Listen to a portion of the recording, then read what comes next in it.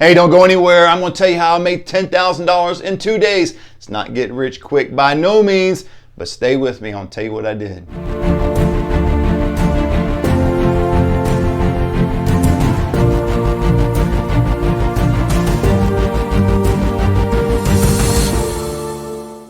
Okay, even though I said I'm not getting rich quick, some of you are already thinking $10,000. That's on the forefront of your mind, thinking, how can you obtain that kind of money in 2 days? It takes a strategy, but I'm going to tell you very quickly, not about my academy, not about what I'm doing. If you don't know me, my name is Matt. I'm the owner of Stafford Senior Solutions, which is a senior referral placement company in California. We're in the process of expanding to Vegas. And also, I own Senior Home Business, teaching students across the country. We're in 15 different states to do exactly what I do. But that's not the purpose of this video. I want to give you 3 strategies to get your client that once was dead. They're meaning that they're not interested in what you've got to sell anymore. They're not interested in what you got to say anymore. How do you get them back? And that's how I got $10,000 in 2 days, is I got 2 dead leads. I got them back. I'm going to tell you what I did right now.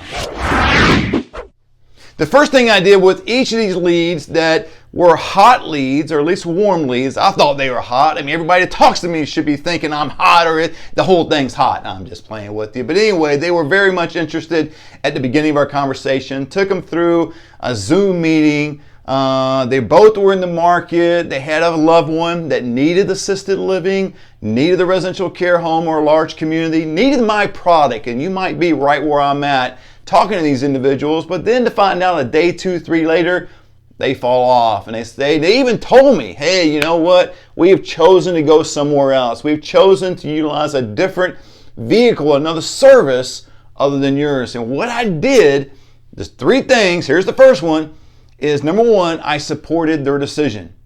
Now that's huge. You've got to agree with them. Now, I didn't agree with them necessarily going, hey, I'm glad you chose someone else. I'm glad you're going somewhere else. No, but at the very beginning of my conversation with them in the Zoom meeting, I always support their decision and I support the process, and that's key. And then when you get to the end where they say yes or no, you support their decision, because truly, we all say this, right? We're in it because of someone else. I do what I do because of other people.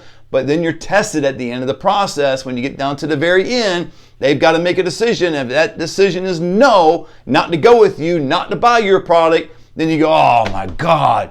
You've got to support their decision, okay? Support their decision, but also get them to think about something, all right? Meaning, have some sort of tagline, something you come back with, like, hey, this is what I did. I support your decision. I believe you're making the right decision. I even went that far on one of them, not both, but one. But let me get you to think about this. In the near future, it seems like Dad is declining health-wise, and where he's about to go, if he gets to this stage of the game, meaning a couple more levels down, and I'm not trying to get into the lingo of the industry of ADLs and all that, but if he goes a little bit more in decline physically, he's not going to be able to be there. And so I kind of threw that out to him. So that is the first thing you want to do in sales, and whether you're selling door to door, or you're selling software, or you're selling copiers. Gosh, that's dating me, right? Copiers. Who's people still selling copiers? I don't know. But anyway, whatever you're doing, support the person's decision if they decide not to go with you. And definitely if they decide to go with you, that's the easy part, right? If they say yes, but especially when they say no, support their decision. The second thing I did, and I thought was very instrumental in both these clients to get them back from being dead, from being gone, not coming and utilizing my service, is I left the door open. Okay? What I mean by this in both of these scenarios is I left the door open, meaning when they said no, they're going somewhere else, I said, I understand, I support your decision. Remember number 1, right? But then I said, hey, would you allow me to follow up with you in a couple of weeks to see how Dad is doing? Because I already, through the process, told them that, hey, what I do, I'm more interested as being an advocate for seniors than I am as a referral agent. That's my industry. Now, you may have to rephrase that, but I'm more interested in them, right, than myself. So would you mind if I follow up with you in a couple of weeks to see how Dad is doing? Maybe you're going to follow up and see how their product is doing. And most of the time, I think if they like you, and you're handling the process well, your heart's in it, I don't see why anyone would say no to that, right? They might just be blowing you off and say, oh yeah, sure, call me in 2 weeks. At least they gave you permission, so you're able 2 weeks to come back to that instead of come back cold, because the last thing you want to do is not get their permission. 2-3 weeks down the road, you just spring on them a text or a phone call and act like, hey, how's it going? And they're like, oh man, I thought we finished this. So you got their permission and you want to do that. So that's the second thing that was very instrumental in me getting these 2 leads that went south, that died, and I resurrected them with getting their permission to call them back in 2 weeks. All right, number 3, you have to follow up with them. Do you know how many salespeople today do not follow up with people?